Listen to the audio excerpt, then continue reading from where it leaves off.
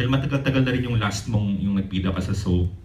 Tapos bagong ano naman to, bagong istasyon, bagong ka-love team. Oh yeah, syempre pressure is also good. Pero I see it as you know, parang hindi na naman okay na lagi kang may bagay na nalalabas, pero kung hindi naman siya, kumbaga, if you don't see it as quality, parang hindi siya makakabuti for you. Ito I think super makakabuti ito for me.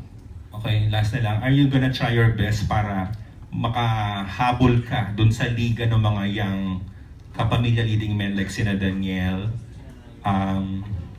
James muna, James then Enrique. Ganun yung ganun yung, baka magalit si Rose pag nauna si Enrique. Okay. Oh, absolutely. That's my goal right now, because my friends are they all have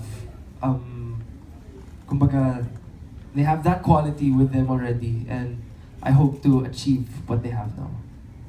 Wow, thank you. Good luck mo. Good luck, Janela. Thank you. Nell is the fourth love team to watch out for sa primetime bida. From the more established Katniel, Lizken, and Jadine. And now it comes Elnella, ayan po, Sam and Kevin. Okay, so with that last question from Alan, Janela, would you like to thank them for coming and support Born for You? Okay, I'd just like to say thank you to everyone who came this afternoon. Thank you for all the questions and for spending time with us. Gusto ko lang sana humingi ng inyong suporta para sa Born for You. Sana po manood po talaga kayo and mag-support po kayo. At maniwala po tayong lahat sa Red String of Fate. Sana po maniwala po tayo. Ay, and Sir Deo, hello, thank you po. Okay, Elmo.